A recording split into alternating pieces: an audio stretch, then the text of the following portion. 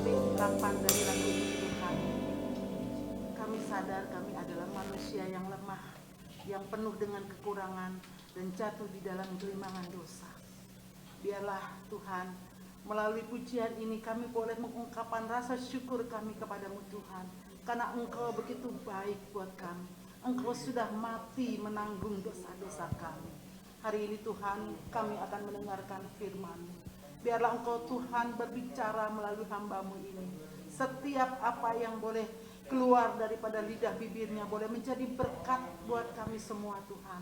Baik pembaca, pembawa firman maupun kami yang mendengarkannya. Baik yang di gereja maupun yang di rumah. Kami percaya Tuhan, firman-Mu tidak akan sia-sia. Firman-Mu akan terus berbicara dalam kehidupan kami. Ajar kami Tuhan untuk boleh melihat bagaimana cinta kasih yang sudah Tuhan berikan buat kami. Dan biarlah kami juga boleh mengaplikasikannya kepada saudara-saudara kami.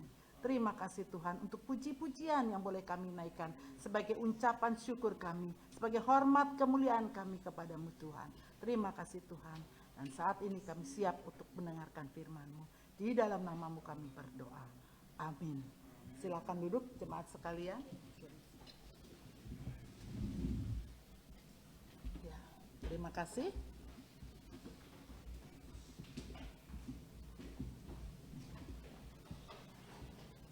Firman Tuhan hari ini diberi judul Hosana, Hosana. Pembacaan firman Tuhan dari Matius 21 ayatnya yang ke-9. Matius 21 ayat yang ke-9, demikian firman Tuhan, saya akan membacakannya. Dan orang banyak yang berjalan di depan Yesus dan yang mengikutinya dari belakang berseru, katanya, Hosana bagi anak Daud, diberkatilah dia yang datang dalam nama Tuhan. Hosana di tempat yang maha tinggi. Amin. Demikian firman Tuhan. Biarlah kita yang sebagai anak-anak Tuhan bukan saja pandai untuk membaca, tapi kita dapat mengaplikasikannya dalam kehidupan kita hari lepas hari. Bapak Ibu jemaat sekalian, hari ini kenapa firman Tuhan diberi judul Hosana, Hosana? Sebentar lagi kita akan memperingati hari Jumat Agung, hari Jumat nanti ya, Jumat Agung kita akan peringati. Dan hari ini melalui firman Tuhan hari ini biarlah kita dapat merefleksi diri kita ya. Apakah kita ini anak-anak yang sudah Tuhan tebus dari segala dosa, dari segala kesalahan kita. Dia rela untuk mati di kayu salib hanya untuk kita orang-orang yang berdosa.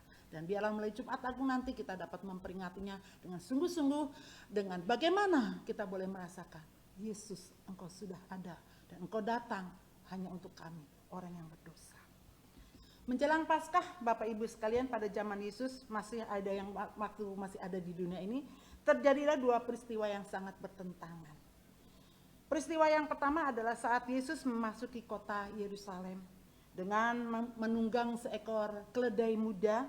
Pada saat itu penduduk Yerusalem beramai-ramai bersorak menyambut kedatangan Yesus.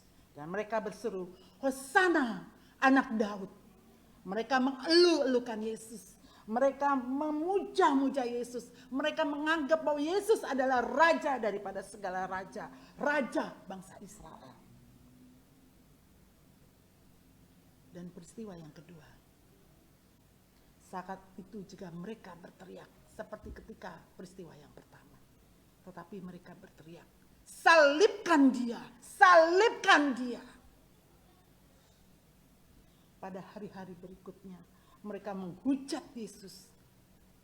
Yang tadinya Yesus dielu-elukan di dalam peristiwa yang pertama ini. Tetapi pada hari yang peristiwa yang kedua, Yesus diolok-olok. Sungguh peristiwa yang sangat tragis. Saudara, dua peristiwa ini cepat sekali berubah. Cepat sekali ada perubahannya. Begitu juga dengan sifat kita sebagai manusia. Kadangkala kita mengatakan, Engkau Yesus begitu baik, Engkau Yesus begitu memberkati kehidupan kami. Terima kasih Tuhan, terima kasih, puji Tuhan, Engkau begitu baik buat kami. Tetapi ketika kita menghadapi satu masalah, kita hanya bertanya, Yesus, Engkau pilih kasih. Lihat keluarga A, hidup sejahtera, hidup damai, hidup sentosa, dan keluarga kami tidak mendapatkan apa-apa. Yang ada hanya hinaan, yang ada hanya cacian. Dua peristiwa yang sering kita hadapi. Hosana anak Daud dikisahkan ketika memasuki Yerusalem dengan menunggang keledai muda. Yesus disambut meriah oleh penduduk-penduduk Yerusalem. Mereka menyongsong dia sambil membawa daun palem ya, dan berseru-seru, Hosana anak Daud, dia yang datang dalam nama Tuhan, Raja Israel. Dan juga Hosana bagi anak Daud. Diberkatilah dia yang datang dalam nama Tuhan, Hosana di tempat yang maha tinggi. Kita bisa lihat di Matius 21 ayatnya yang ke-9. Banyak orang menghamparkan pakaiannya pada saat itu ya, supaya Yesus tidak terkena jubahnya tidak kotor, pakaiannya tidak kotor ya. Bahkan ada ranting-ranting hijau yang mereka ambil dari ladang. Semua dirapikan jalan-jalan itu supaya Yesus bisa jalan dengan tenang, supaya Yesus jalan dengan penuh keapikan. Orang-orang bertanya, ya, pada saat itu gemparlah, dan banyak orang yang tidak tahu dan bertanya, siapakah dia itu? Kok orang begitu menyambut dia? Siapakah dia itu? Kok banyak orang mengeluh-elukan dia? Banyak orang yang memuja-muja dia. Dan ada di antara mereka yang bertanya, terus bertanya. Dan ada yang menjawab, ini adalah Yesus, seorang nabi dari Nazaret di Galilea. Pada waktu itu kejadian di situ juga banyak Bapak Ibu jemaat sekalian orang-orang Farisi yang hadir. Mereka bertanya-tanya, kok sangat dipuja sekali, dan mereka merasa iri. Mereka merasa kok aku aja nggak diginiin ya, sedangkan Yesus kok disambut dengan baik. Dan mereka bertanya, akhirnya mereka bertanya kepada Yesus, Guru, tegurlah murid-muridmu itu. Jangan mereka sombong, jangan mereka mengeluh-elukan kamu. Tegurlah mereka, biarkan suasana ini baik-baik saja. Gitu ya. Tetapi Yesus berkata, aku berkata kepadamu, jikalau mereka itu diam, maka batu-batu ini yang akan berteriak. Kita bisa lihat di Lukas 19, Bapak Ibu Saudara jemaat sekalian. Sedangkan orang Farisi yang lain berkata kepada temannya, kamu lihat sendiri, kamu lihat aja sendiri, bahwa kamu sama sekali tidak berhasil, kamu sama sekali tidak dihargai. Tetapi Yesus kok dihargai ya? Sangat sekali, mereka amat membenci Yesus. Saat itu mereka sangat membenci Yesus. Dan mereka mulai khawatir, mereka tidak jadi terkenal. Mereka tidak jadi populer, tidak seperti Yesus. Karena pada waktu itu orang-orang Farisi adalah orang-orang yang juga termasuk orang-orang yang ingin dihargai. Orang-orang yang merasa dirinya juga lebih baik. Ya. Tetapi saat itu mereka merasa kalau sudah datang Yesus, berarti mereka sudah tidak dihargai lagi. Berarti mereka sudah tidak ada maknanya lagi. Bapak Ibu, sebetulnya pada waktu itu, kalau Yesus mau, dia tidak naik keledai muda. Keledai muda itu keledai yang biasa-biasa saja ya. Kalau pada waktu itu Yesus datang ke Yerusalem tidak menggunakan keledai muda, bisa tidak? Bisa tidak? Sangat bisa. Mungkin Yesus bilang, aku maunya naik kereta kencana. Mungkin aku mau naik kereta emas. Mungkin aku ingin naik kuda jantan yang sangat gagah. Sangat bisa. Tetapi Yesus memilih keledai muda. Artinya dia ingin menjadi orang yang biasa-biasa saja. Keledai muda itu tidak hanya sebuah keledai yang biasa-biasa saja. Tetapi kenapa Yesus memilih keledai muda? Karena ia ingin merasakan sebagai orang biasa. Seorang yang sederhana, orang yang bukan harus menjadi raja, orang yang terkenal.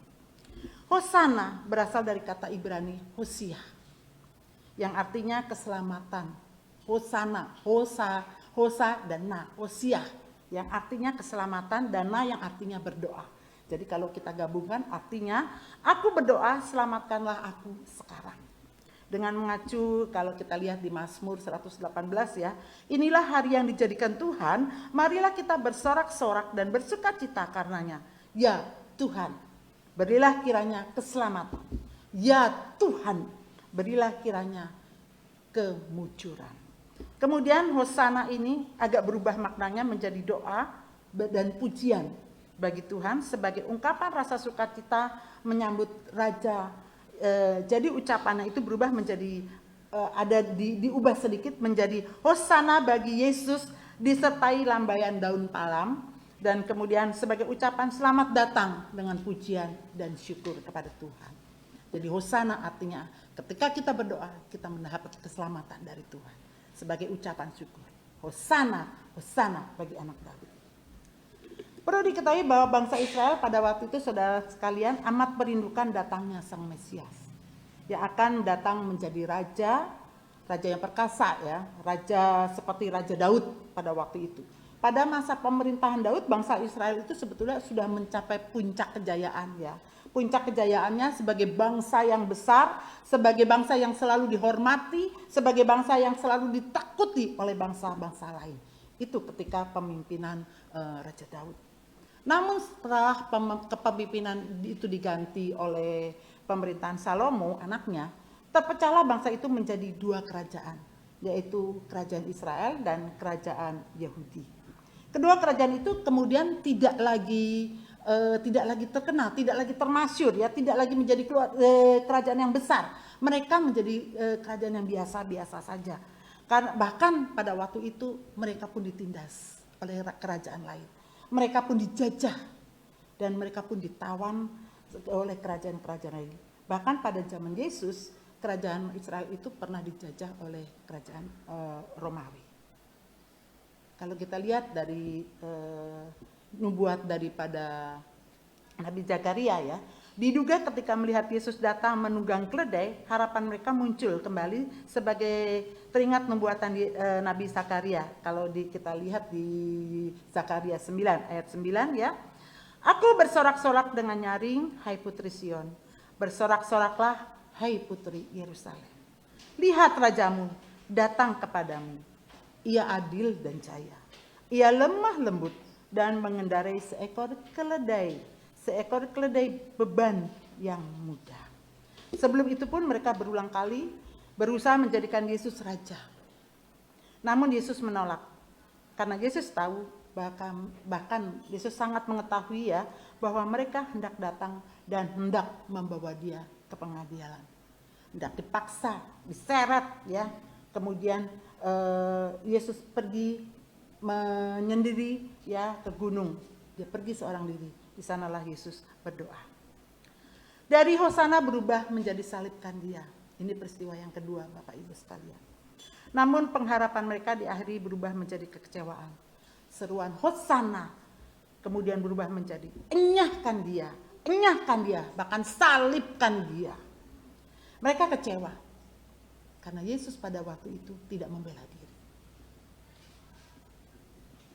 Yesus yang diharapkan oleh mereka menjadi raja, Yesus hanya berdiam, dan Yesus tidak bertindak apa-apa, tidak sesuai dengan keinginan mereka. Yesus ternyata tidak menunjukkan kuasanya dan tidak melawan saat dia ditangkap. Pengikutnya pun mulai kocar-kacir, ya. Murid-murid Yesus mulai kocar-kacir. Mereka ketakutan dan bahkan meninggalkan dia. Kalau kita tahu, ya, bahkan Petrus pun menyangkal Yesus. Mereka yang selama itu mengeluh-elukan dia, akhirnya mereka semua ketakutan. Tidak ada kuasa, tidak ada keajaiban, dan tidak ada satupun yang menolongnya. Begitu mudahnya Yesus dibawa ke pengadilan agama. Sehingga mereka mulai meragukan, yang tadinya mengikut Yesus mulai meragukan pribadi Yesus sebagai Mesias, dan mereka kehilangan harapan akan datangnya raja perkasa melalui Yesus. Mereka mulai kecewa. Mereka mulai meninggalkan Yesus. Dan ketika Yesus dibawa ke pengadilan agama, ketika Yesus dihakimi, ketika Yesus dicambuk, ketika Yesus harus menyeret salib, mereka semua tidak ada yang membela. Mereka semua tidak ada yang mengikuti Yesus. Bahkan mereka semua lari. Mereka akhirnya terpengaruh daripada hasil sidang Mahkamah Agung yang mengadili Yesus dengan tuduhan Yesus menghujat Allah. Itu suatu tuduhan yang berat dan hukumannya adalah hukuman mati. Tak ada satupun yang membela. Betapa mudahnya Bapak Ibu jemaat sekalian, orang itu berubah. Yang tadinya mengasihi Yesus berubah menjauhkan Yesus. Tidak sesuai dengan keinginannya. Karena mereka menganggap nggak sesuai. Saya mengharapkan Yesus menjadi raja, tetapi Yesus malah diam aja. Sebaiknya saya tinggalkan sajalah. Bapak Ibu, kita pun sering demikian. Kita menderita karena dijajah. Kita menderita karena mungkin kita merasa tidak ada keadilan. Penderitaan bangsa Romawi, mereka sudah muak dengan penjajahan. Karena mereka hanya penjajah yang membuat mereka tertindas. Dan karena penjajah mereka merasa miskin. Karena penjajah mereka merasa malu. Sebagai sebuah bangsa yang dulu jaya, tetapi sekarang mereka dianggap bangsa yang sangat kerdil, bangsa yang lemas. Kenapa? Karena tidak ada Mesias, tidak ada Raja Romawi.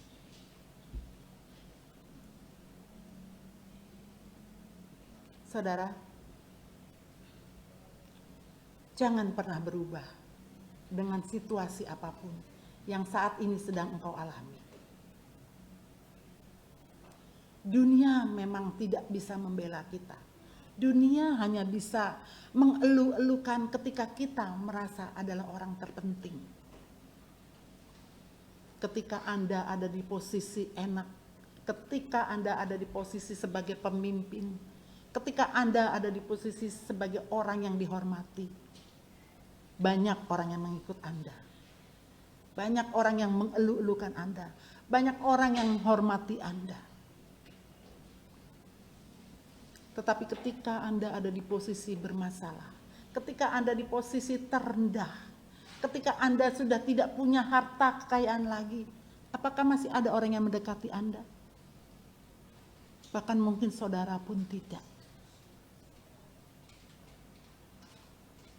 Hidup ini memang penuh dengan tantangan, Bapak Ibu jemaat sekalian. Saat ini di pandemi ini banyak sekali orang yang mengalami kehilangan pekerjaan. Banyak sekali orang yang mengalami kesehatannya terganggu. Banyak sekali orang yang merasa tidak ada artinya lagi. Saya percaya dan saya pun mengalaminya.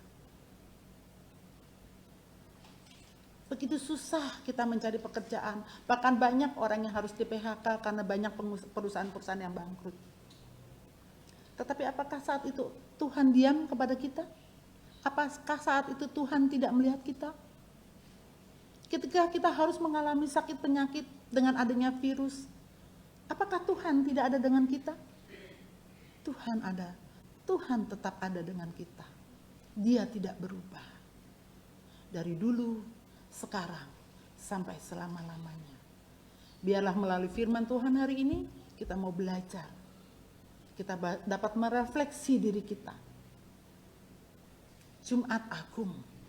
Jumat di mana Tuhan disalibkan. Jumat di mana Tuhan mati untuk kita. Di mana hari itu Jumat adalah Jumat kelabu. Jumat yang penuh dengan kegelapan bagi anak-anak Tuhan. Tapi ingat, ada satu peristiwa yang Tuhan janjikan dalam Jumat itu. Satu kemenangan. Tuhan datang, Tuhan lahir, Tuhan mati hanya untuk kita. Bahkan dia nanti pun bangkit untuk kita. Saatnya kedatangan dia yang terakhir. Dia datang bersama-sama untuk mengambil kita, menjemput kita sebagai anak-anak pilihannya. Anak-anak Tuhan yang Tuhan pakai untuk memuliakan nama Tuhan. Biarlah tugas kita hari ini dan sekarang sampai selama-lamanya mempermuliakan nama Tuhan. Melakukan pelayanan kepada Tuhan. Melakukan kehendak Tuhan untuk mempermuliakan nama Dia. Amin. Kita berdoa. Bapa di surga, terima kasih untuk firman-Mu. Terima kasih Tuhan. Hari ini kami boleh belajar bagaimana kami sebentar lagi akan memperingati Jumat Agung. Biarlah melalui firman ini kami dapat merefleksi diri kami. di mana Engkau Tuhan yang tadinya dieluk-elukan akhirnya berubah semua orang untuk mengolok-olok Engkau Tuhan. Itulah kami juga Tuhan. Ampuni kami Tuhan. Kalau kami ketika mendapatkan kesenangan, kesukacitaan, kami senantiasa mengeluhkan Engkau Tuhan, Engkau baik. Tapi ketika kami melalui mendapatkan satu masalah, satu peristiwa yang tidak mengenakan, kami hanya bertanya, Tuhan kenapa Engkau diam saja? Ampuni kami Tuhan, ampuni kami Tuhan. Biarlah melalui Jumat Agung ini kami dapat melihat bagaimana Engkau sudah menyeret salib dan bagaimana Engkau sudah disalibkan. Engkau diberikan mahkota duri. Lambungmu ditusuk dan tercurah darah. Itu semua hanya untuk melambangkan kami Tuhan. Engkau sudah mengajak kami menjadi anak, menjadi bagian dari hidupmu. Dan biarlah melalui firman ini Tuhan, kami boleh merasakan sukacita Engkau datang untuk menebus dosa kami. Terima kasih Tuhan untuk firman-Mu ini. Berbicara terus dalam setiap kehidupan kami. Sehingga kami boleh mempermuliakan nama Tuhan. Terima kasih Tuhan. Terima kasih. Di dalam nama-Mu kami berdoa. Amin. Ya. Selamat hari Minggu. Selamat menyongsong hari Jumat Agung. Dan biarlah melalui Jumat Agung ini kita bersama-sama boleh melayani Tuhan. Semakin diberkati, semakin dipakai untuk pelayan-pelayan Tuhan. Amin.